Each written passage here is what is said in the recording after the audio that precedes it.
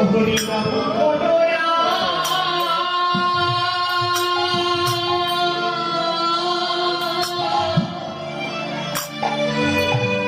বৈষ্ণবের চরণ সেবা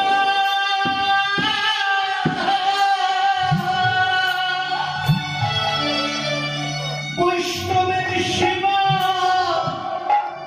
করো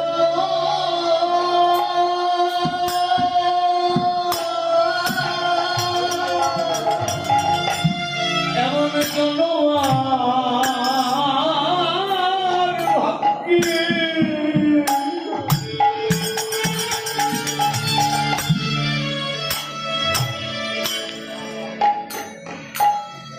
জনমার ভক্তি হবে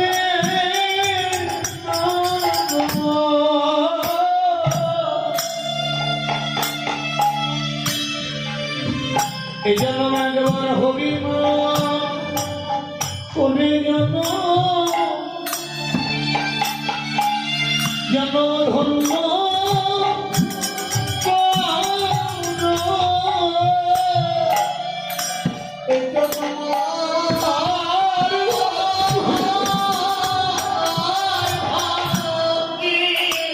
মানুষ একবার ভাবো আর ভাবতে হবে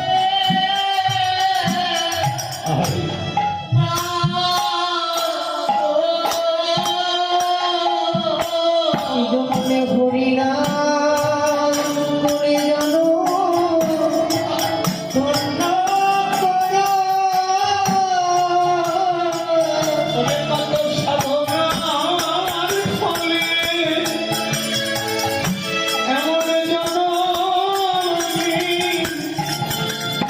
বৈষ্ণবের চরণ ধুলি রেখে এই জন্ম ধন্য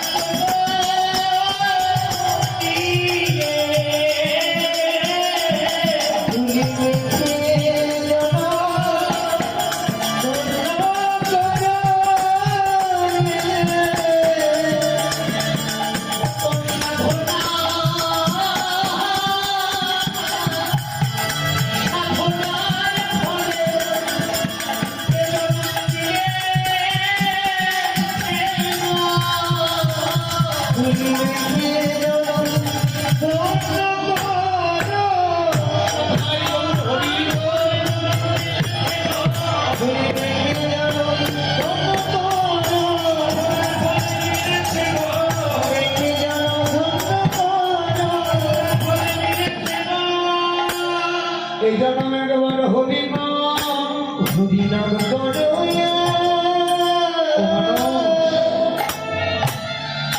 বৈষ্ণবের চরণ ধুলি অঙ্গে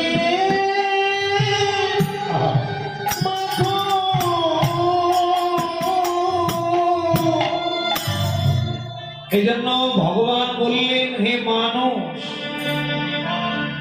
তুমি যে মানুষ কুলে জন্মে পার্থিব সুখের আশায় শুধু চাই টাকা করি চাই সুন্দর নারী গাড়ি বাড়ি ধনজন নিজেরও প্রতিষ্ঠা করেছ প্রচেষ্টা পর নিন্দায় রেখেছ মন চাই টাকা করি চাই সুন্দর নারী গাড়ি বাড়ি ধনজন এত কিছু চাইলে তুমি আমায় তো একদিন চাইলে না যাকে চাইলে সুখী হব তাকে তো চাইলাম না কত পরিকল্পনা সংসারে ছেলের কি হবে মেয়ের কি হবে আমি কি কি করব 40 বছরে আমার কি কি করা লাগবে সব পরিকল্পনা হয়ে গেল কিন্তু মানুষ রাত্রে যদি ঘুম না ভাঙে তাহলে তোমার কি হবে এমন চিন্তা তো করলে না এত পরিকল্পনা তোমার হৃদয় হলো তোমার ছেলের কি হবে মেয়ের কি হবে বাড়ির কি হবে গাড়ির কি হবে এত পরিকল্পনা তোমার হৃদয়ে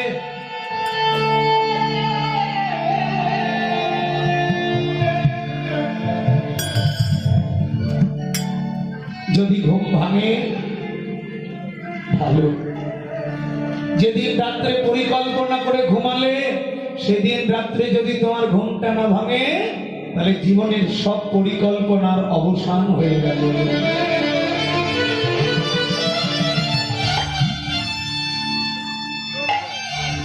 তোমার সব পরিকল্পনা পৃথিবীর বুকে থেকে গেল মা। এই জন্য শিমুল ফুল দেখতে অনেক সুন্দর, সবার উপরে ফুটে, কিন্তু ভগবানের সেবায় লাগে না। তুমি দেখতে সুন্দর হলে, উচ্চ কুলে ফুটলে, দেহ যদি তোমার সেবায় না লাগলো, পরের জন্মে তোমার রূপ কেড়ে নেওয়া হবে। কেন? ভাগবত বললেন যারা রূপের অহংকার করে মরবে, পরের জন্মে আর রূপ দেওয়া হবে না, পায়খানার পোকা কুলে জন্ম দেওয়া হবে, কেউ তাকাবে না তোমার থেকে ঘৃণা। দেখনা হস্মিন যথা দেহে কমলম যৌবনম জরা তথা দেহান্তর প্রাপ্তির ধীর স্তোত্রণম আজ্ঞাতি। তুমি যত বড়ই সুন্দরী হও, বাল্যকাল, যৌবনকাল আর বার্ধক্যকালের স্বাদ আস্বাদন করতেই হবে। মরেই যেহেতু যাবে মানুষ, কেন এত প্রবঞ্চনা, কেন এত অহংকার? শ্মশানে যাও, হাসপাতালে যাও, দেখো কত শক্তিশালী যৌবনধারী ব্যক্তি হাসপাতালে পড়ে আছে, শ্মশানে পুড়ছে, যাও দেখে এসো। নন্দলাল পণ্ডিত তার ভক্ত কণ্ঠহার গ্রন্থে বললেন, কি ভাই তুমি ঘুমায় আছো, নিশ্চিন্তে রয়েছ শ্মশানে, কি ভাই তুমি ঘুমায় আছো। কে তুমি ভাই? তুমি কি সে বড় অফিসার? তোমার কথায় 100 জন অফিসে উঠা বসা করতো, তোমার অহংকার ছিল। কই, শ্মশানে তো তোমার সঙ্গে কেউ আসে নাই। এত চিন্তা হলো তোমার, মরণের চিন্তা কেন হলো না? আর মরণের চিন্তায় যদি হয়, মহাপ্রভু কলিযুগে ব্রহ্মবৈবর্ত পুরাণে বললেন, গোবিন্দ নাশায় কশ্চিন রাপি ভবতি ভূতলে কৃত্য নাতে পাপম জাতি সহস্রধা। কোন মানুষের নাম যদি ভগবানের নাম হয়, তবু যদি শ্রদ্ধা ভরে ডাকো, তবু বহু জন্মের পাপ আমি বিনষ্ট করতে পারি।